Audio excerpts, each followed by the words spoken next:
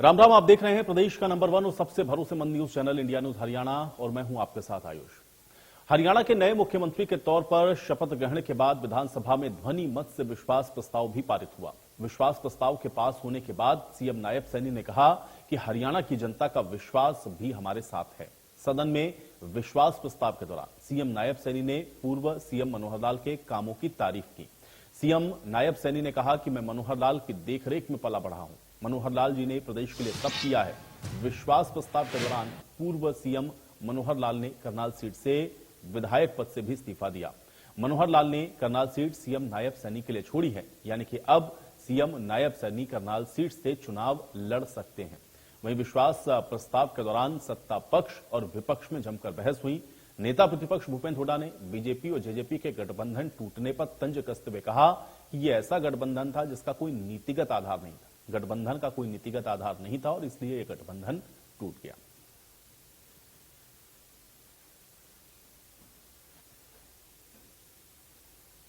आदरणीय मुख्यमंत्री मनोहर लाल जी, जिनकी देखरेख के अंदर मैं पला हूं, बड़ा हुआ हूं और उनसे बहुत कुछ सीखा है। एक बारीक से बारीक चीज भी सीखी है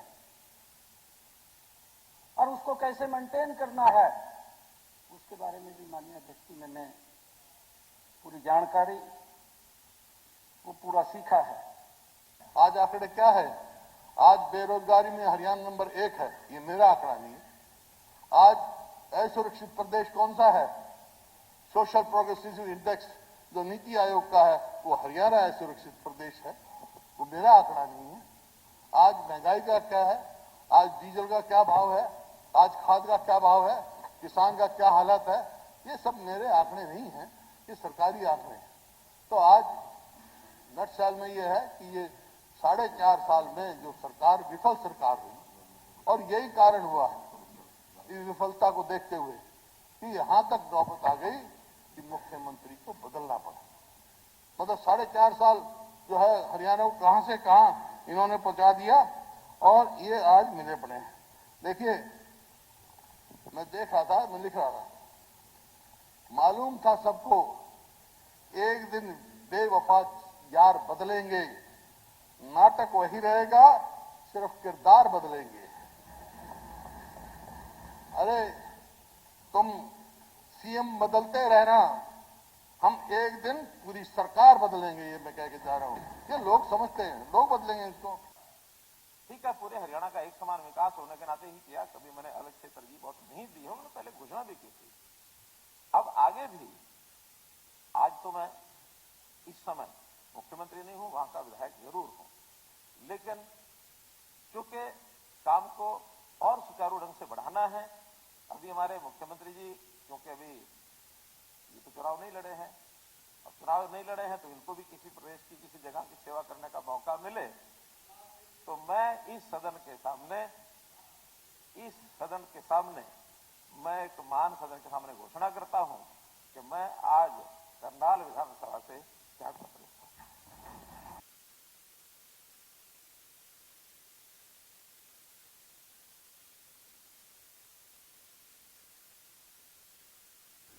तो आज आपने देखा कि किस तरीके से सदन के अंदर जो विश्वास मत है उसको हासिल किया गया, लेकिन इस दौरान विपक्ष की ओर से भी शायराना अंदाज में आप देख रहे थे कि कैसे जो तंज है वो कसा गया और भूपेंद्र हुड्डा जो बात कह रहे थे शायराना अंदाज में, वो भी आपने अभी सुनी है। तो बहरहाल अब नए मुख्यमंत्री के तौर पर नायब सैनी ने शपथ भी ले ली, कार्यकर्ताओं में जोश भी भर दिया। इसके अलावा जो नए मंत्री हैं उनकी भी कल शपथ हो गई और आज से आप एक तरीके से कह सकते हैं कि विधिवत तौर पर जो कामकाज है वो शुरू हो गया है। लेकिन अब यहां से आगे का जो राजनीतिक सफर है, जो भविष्य है, वो क्या है और जिस तरह के आरोप प्रत्यारोप इस समय हरियाणा की राजनीति में चल रहे हैं उसके क्या मायने हैं, आज इसको थोड़ा समझने की कोशिश करेंगे। क्योंकि अब नए सीएम के तौर पर नायब सैनी प्रदेश का नेतृत्व कर रहे हैं, कार्यकर्ताओं में वो एक तरफ जोश भर रहे हैं। मनोहर लाल ने जिन कामों को चलाया उसको आगे बढ़ाने की वो बात कह रहे हैं, वो अपना 2014 से 2019 तक का जो अनुभव है उसको भी साझा कर रहे हैं। तो साथ ही साथ विपक्ष, जो कि पहले से भी आप देखते हैं विपक्ष सरकार के ऊपर हमलावर था, आज भी फ्लोर टेस्ट के दौरान भी आपने देखा कि कमोबेश कुछ ऐसी ही जो स्थिति है वो देखने को मिल रही थी। तो कुल मिलाकर के अब सरकार में नए मुख्यमंत्री के तौर पर नायब सैनी मुख्यमंत्री की शपथ लेने के बाद आज फ्लोर टेस्ट को भी पास कर चुके हैं, यानी कि सरकार भारतीय जनता पार्टी पूर्ण बहुमत के साथ अभी प्रदेश के अंदर चला रही है। लेकिन अब यहां से आगे राजनीति किस ओर जा रही है, इसके मायने क्या हैं, आज जो आरोप प्रत्यारोप सदन के अंदर देखने को मिले हैं उसको कैसे देखा जाए, और जो बात नायब सैनी ने कही कि देखिए हरियाणा की जनता का विश्वास हमारे साथ है, उसको भी आज थोड़ा समझेंगे। और दूसरा, भूपेंद्र हुड्डा का जो शायराना तंज था जिसमें वो ये कह रहे हैं कि नाटक वही रहेगा, किरदार बदलेंगे, उसको भी आज समझने की कोशिश करेंगे। और साथ ही साथ चूंकि आप चुनाव के मुहाने पर आप देख रहे हैं कि बिल्कुल इस समय राजनीतिक पार्टियां हैं, पहले लोकसभा का चुनाव और लोकसभा चुनाव के तुरंत बाद आप देखेंगे कि हरियाणा में विधानसभा के भी चुनाव होने। तो ऐसे में ये जो राजनीतिक घटनाक्रम कल से लेकर के आज तक आप देख रहे हैं कि बदला है, उन सब के मायनों को समझने की कोशिश, क्योंकि अब प्रदेश का नेतृत्व नायब सिंह सैनी के हाथ में है और सरकार के अंदर अब किस तरीके से वो कामकाज को आगे बढ़ाएंगे, जन जन तक जिन कामों को ले जाने की बात वो कार्यकर्ताओं में जोश भरते हुए कह रहे थे, उसमें कितना सफलता नायब सैनी को मिलेगी। और विपक्ष जिस आक्रामकता के साथ आप देख रहे थे कि आज हमलावर था, आगे आने वाले चुनावों में इसका भी जो परिणाम है वो किस प्रकार का होगा और कैसे इससे भारतीय जनता पार्टी निपटेगी, इसको भी समझने की कोशिश करेंगे। तो कुल मिलाकर के आज एक तरीके से आप कह सकते हैं कि विधिवत तौर पर सरकार ने अपना जो कामकाज है वो शुरू कर दिया है, क्योंकि फ्लोर टेस्ट के बाद, विश्वास मत हासिल करने के बाद अब सरकार पूर्णतया अपने कामकाज में लगी है।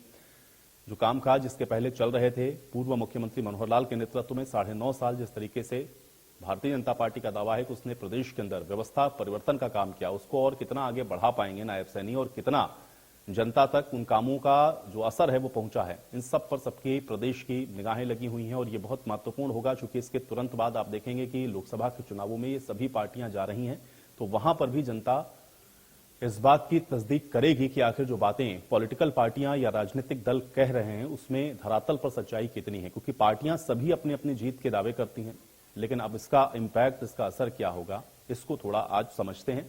और आज जिस तरीके से शायराना अंदाज आप देख रहे थे सदन के अंदर देखने को मिले हैं, इसको भी समझने की कोशिश करेंगे। 3 मेहमान हमारे साथ जुड़े हैं, पहले उनका परिचय करवाते हैं, फिर चर्चा में बढ़ते हैं। देवेंद्र दत्ता हमारे साथ जुड़ रहे हैं, प्रवक्ता हैं भारतीय जनता पार्टी के। देवेंद्र दत्ता जी, स्वागत है आपका चर्चा में। मनीष खटाना जी हमारे साथ जुड़े हुए हैं, कांग्रेस पार्टी के प्रवक्ता हैं। मनीष खटाना जी, आपका स्वागत है। और अजय मल्होत्रा जी हमारे साथ हैं, वरिष्ठ पत्रकार हैं। अजय मल्होत्रा जी, बहुत स्वागत है आपका भी इस चर्चा में। देवेंद्र जी, आपसे ही चर्चा की शुरुआत करेंगे। आज हम लोगों ने देखा कि फ्लोर टेस्ट हुआ, फ्लोर टेस्ट के बाद नायब सैनी कार्यकर्ताओं के बीच भी पहुंचे, उन्होंने भी कहा कि भाई डबल इंजन की जो सरकार चल रही है, जो कामकाज है उसको जनता तक पहुंचाएं। लेकिन सदन से ही मैं शुरू करता हूं। सदन में आज जो शायराना अंदाज चल रहा था, जिसमें भूपेंद्र हुड्डा ने बड़ा शायराना अंदाज में एक तंज कसा, जिसमें उन्होंने ये कहा कि भाई देखिए नाटक वही रहेगा, किरदार सिर्फ बदले हैं, इसको आप कैसे देखते हैं? और आगे ये जो अब नायब सैनी के सर पर जो ताज है मुख्यमंत्री के तौर पर, उसको वो कितना आगे ले जा पाएंगे? क्या उनके सामने आप देख रहे हैं कि चैलेंजेस रहेंगे? आपका पहला रिएक्शन मैं चाह रहा हूं देवेंद्र जी। साथ डिबेट में पार्टिसिपेट कर रहे हैं, मैं सभी का अभिवादन करता हूं। और एक निवेदन आयुष जी कर रहा हूं कि कुछ टेक्निकल प्रॉब्लम है, 2-3 जगह पर आवाजें बैक आ रही हैं। जी जी जी देवेंद्र जी, मैं उसको फिक्स करवाता हूं, अपनी बात रखिए। जी, मैं निवेदन कर रहा था, आज आपने कहा कि भूपेंद्र सिंह हुड्डा जी ने तंज कथा, शायराना अंदाज पे तो उनका मौलिक अधिकार है, वो शायरी में बात करें, वो शब्दों में बात करें। विपक्ष का जिस तरह से भाव रहता है वो अपने भाव के अनुसार कह सकते हैं। लेकिन यहाँ जो बात हो रही है कि भूमिकाएं बदली गई हैं, ये ड्रामा है या ये नाट्य वो है, ऐसा कुछ नहीं है। यहाँ मैंने कई डिबेट्स में ये बात बार बार कही है कि अपने यहाँ संगठनात्मक प्रक्रिया काम करती है और समय समय पर विभिन्न महानुभावों की भूमिकाओं का जहाँ पर संगठन को उपयोगिता रहती है वहां पर उनको उपयोग किया जाता है। यहाँ पर ये लग रहा था कि अभी नया एक जो परिवर्तन है, परिवर्तन संसार का नियम है, समाज का नियम है, परिवर्तन होता रहता है। पुराने लोग जाते हैं, नए आते हैं, और जो पुराने लोग हैं, जो महानुभाव हमारे मनोहर लाल जी हैं, जिनके लिए मैं सीधे सीधे बात कह रहा हूँ, उनके लिए संगठन ने कुछ और भूमिका तय की हुई है, उसी के निमित्त यह बदल हुआ है। लेकिन देवेंद्र जी, ये मानना है भूपेंद्र हुड्डा समेत समूचे विपक्ष का कि जो आरोप वो लोग लगाते थे विपक्षी होने के नाते कि भाई आप लोग सरकार सही तरीके से नहीं चला पा रहे हैं, और फिर उन्होंने गठबंधन को लेकर के भी कहा कि ये वो पहले दिन से कह रहे थे कि नीतिगत गठबंधन नहीं था, कोई नीतियां नहीं थी, कुछ कॉमन मिनिमम प्रोग्राम नहीं था, जिसका जिक्र आज भूपेंद्र हुड्डा ने सदन के अंदर भी किया, और इसलिए यह गठबंधन भी टूटा और आपको अपना चेहरा भी बदलना पड़ा सीएम के तौर पर। इसका क्या जवाब है देवेंद्र जी? मैं फिर निवेदन करूं आयुष जी कि पहले दिन से जब हम लोगों ने जजपा के साथ गठबंधन करके सरकार चलाई, सरकार बहुत अच्छी तरह से काम किया। सरकार ने, आपने हरियाणा के विकास की उस गति को देखा होगा, जिस तरह से हरियाणा के अंदर बच्चों को नौकरियां दी गई, 1,25,518 नौकरियां हम लोग दे चुके थे, और अभी 4 दिन पहले जो 10,997 नौकरियां और दी गई। विकास हर गांव, हर गली, हर मोहल्ले की सड़क, नाली, पानी, हर तरह की व्यवस्था जिस प्रकार के सरकार को करनी चाहिए, जो आम पब्लिक की जरूरत की चीजें हैं उसको पूर्ण करने के लिए सरकार ने अपना काम किया। रही बात कि विपक्ष के आरोप प्रत्यारोप, नीतिगत फैसले और ऐसा वैसा जो ये कहना चाहते हैं, इनका अपना अधिकार है, ये कुछ भी कहें, लेकिन गठबंधन बहुत अच्छी तरह से चला, बहुत अच्छी तरह से काम किया। कहीं पर भी किसी प्रकार का कोई कम्युनिकेशन गैप नहीं था। केवल लोकसभा के चुनावों की दृष्टि से जजपा की कुछ अपनी इच्छाएं थी, कुछ अपनी अपेक्षाएं थी, जो हमारा पार्लियामेंट्री बोर्ड उसके निमित्त अपनी स्वीकृति नहीं दे पाया, इसलिए हमें अलग होना पड़ा। ठीक है मनीष जी, क्योंकि अब राजनीतिक तौर पर लोकसभा चुनाव था और इसलिए जो संगठन ने सोचा उसके आधार पर यह काम हुआ, और ये संगठन का फैसला है कि वो अपने चेहरे को कहां पर इस्तेमाल करना चाहते हैं, इसलिए उन्होंने हरियाणा के अंदर ये जो नेतृत्व है उसका परिवर्तन कर दिया। मनीष जी, देखिए देवेंद्र जी, जिस तरीके से हरियाणा में जो गठबंधन की बात कर रहे हैं, और हम शुरू से कह रहे हैं ये गठबंधन नहीं, ये हरियाणा की जनता के हितों को ठग कर ठगबंधन हुआ था। और जो ठगबंधन 4.5 साल चला, जिसमें महत्वपूर्ण महकमे जेजेपी को दिए गए, और जेजेपी ने जो वादा किया था अपने मैनिफेस्टो में कि हम बुढ़ापा पेंशन 5100 रुपए करेंगे, जेजेपी का वादा था कि 75% से ज्यादा युवाओं को आरक्षण देंगे। 4.5 साल मलाई खाने के बाद, 4.5 साल हरियाणा की जनता को नशे की ओर, हरियाणा के युवा को नशे की ओर धकेल कर, आज जब बीजेपी को ये पता चल गया कि जब बीजेपी को हरियाणा के गांवों में घुसने नहीं दिया जा रहा, किसान इनका विरोध कर रहे हैं, खिलाड़ी इनका विरोध कर रहे हैं, जवान इनका विरोध कर रहे हैं, कर्मचारी इनका विरोध कर रहे हैं, आम जनमानस जिस तरीके से इस सरकार में अपने आप को ठगा हुआ महसूस कर रहा है, ऐसा 70 साल में कभी नहीं हुआ। जब इन्होंने देखा कि अब गांव में या प्रदेश में आपके जाने के लिए कोई द्वार नहीं बचा, तो ये बात तो हमारे दीपेंद्र सिंह हुड्डा सांसद मोदी ने पहले ही कह दिया था कि ये 4 महीने पहले अपने आप इस गठबंधन को तोड़ेंगे और जनता के बीच में जाएंगे कि बीजेपी ने हमको काम नहीं करने दिया, बीजेपी जेजेपी पे आरोप लगाएगी। ये आरोप और प्रत्यारोप की राजनीति दोबारा करेंगे, लेकिन हरियाणा की इस जनता ने इनको 40 सीटें और जेजेपी को 10 सीटें देने का काम किया। क्या उन्होंने जनता के हित में पिछले 9 साल में और 4.5 साल के कार्यकाल में कोई एक काम करा हो तो बताओ?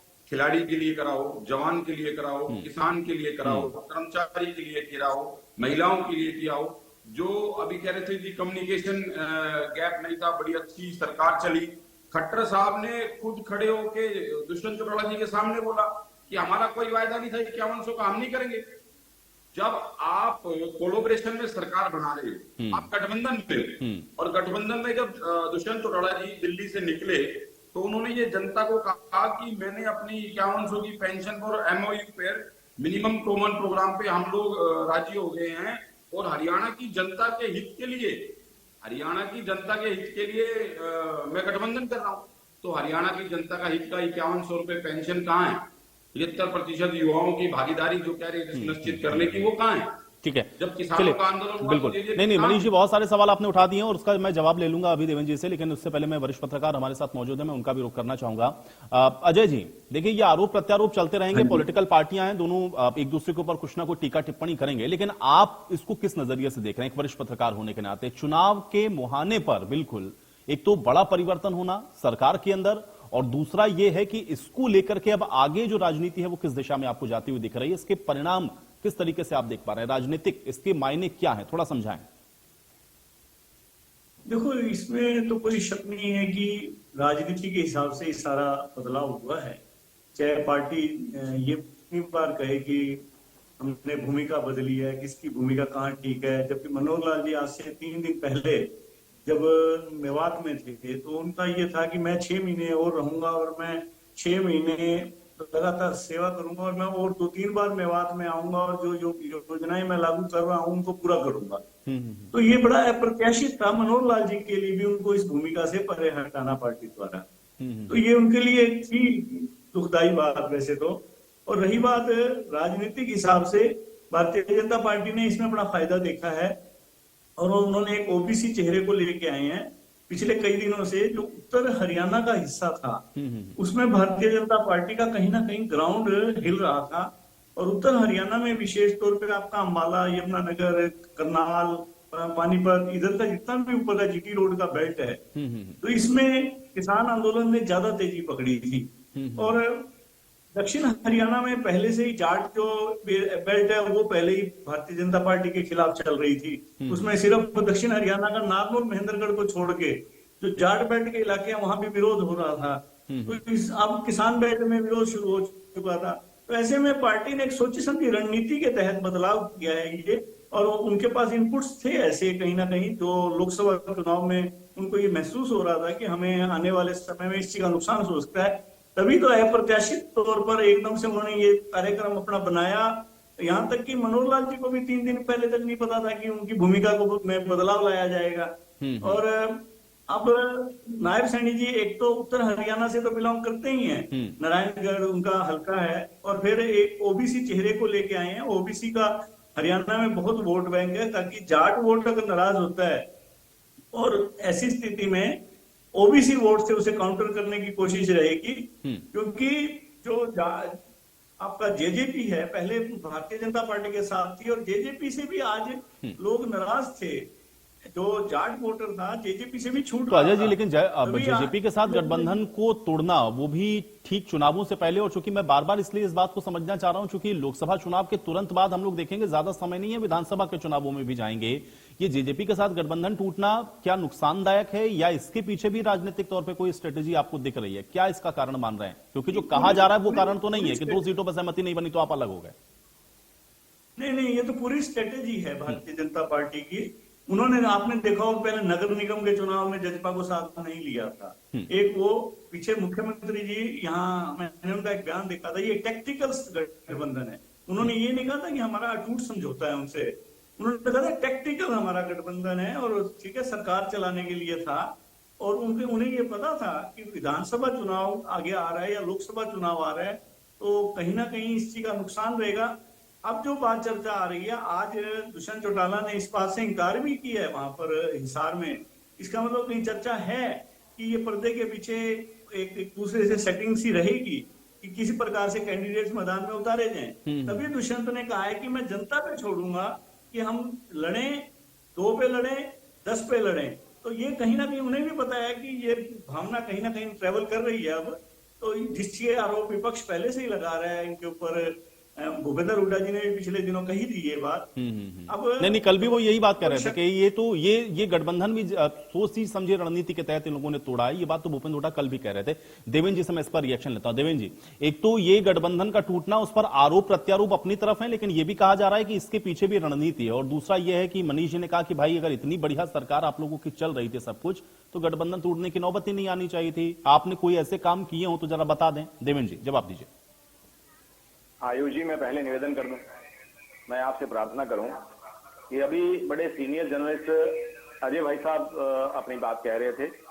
उनका एक अपना अध्ययन है, उनका एक अपना विश्लेषण है और जर्नलिस्ट होने के नाते उनके प्रति मेरा बड़ा सम्मान है कि मैं उनकी बात को काटता नहीं हूं जो उनका विश्लेषण है। लेकिन मैं निवेदन करूं कि कहीं आप जो गठबंधन की बात कर रहे हैं, गठबंधन हमारा चल रहा था, गठबंधन था, हम लोगों ने बहुत सारे नीतिगत फैसले में एक दूसरे के साथ भी दिया और बात भी की। जैसे मैंने पहले भी अपनी बात को प्रारंभ किया कि लोकसभा की दृष्टि से उनकी अपेक्षाएं कुछ और थी और भारतीय जनता पार्टी उस अपेक्षाओं को पूर्ण करने के लिए सहमत नहीं हुई, इसलिए हमें उस गठबंधन से अलग होना पड़ा। और अगर नीतिगत भूपेंद्र सिंह हुड्डा जी आरोप लगाते हैं कि इनका अपनी सोची समझी चाल थी और ये था और वो था, एटसेट्रा एटसेट्रा कुछ कहते हैं, विपक्ष का ये मौलिक अधिकार है, विपक्ष आरोप लगाए, छीटाकशी करे, विपक्ष करता ही है, लेकिन ऐसी कोई सोची समझी योजना नहीं थी। गठबंधन चल रहा था और भारतीय जनता पार्टी, जहां तक चुनाव की बात है, चुनावी समर में हम लोग जा रहे हैं, चुनावी समर में हम लोग कूदने वाले हैं, सभी पार्टियों की बात कर रहा हूं। और भारतीय जनता पार्टी भी इस चुनाव को, इस जंग को, इस युद्ध को अपने तरीके से लड़ना चाहती है। और देश के अंदर तीसरी बार नरेंद्र मोदी जी की नेतृत्व में, श्रीमान नरेंद्र मोदी जी के नेतृत्व में सरकार बने, इस दृष्टि से यदि कुछ भी इस प्रकार का हमें योजना बनानी पड़ती है तो उस योजना को इंप्लीमेंट करना पड़ता है। इसलिए बहुत कुछ नीतिगत फैसले हमें मौके पे लेने पड़ते हैं। ठीक है देवेंद्र जी, आप किसी बात के साथ चर्चा में यही समाप्त करूंगा। शुक्रिया आप लोगों का समय निकालने के लिए, चर्चा का हिस्सा बनने के लिए। हालांकि अब देखना यह है कि इसका जो इम्पैक्ट है वो चुनावों में क्या होगा, क्योंकि अपने अपने पक्ष यहां पर जरूर रखे जा रहे हैं, लेकिन हाँ ये जरूर है कि अब जो नेतृत्व परिवर्तन हुआ है, जिसमें नए मुख्यमंत्री के तौर पर आपको नायब सिंह सैनी दिख रहे हैं, इसका हरियाणा की राजनीति में क्या असर होगा, इसके लिए वक्त और समय, आगे इसका जो इंतजार है वो करते रहिए। आज जनता जाने में मेरे साथ फिलहाल इतना है।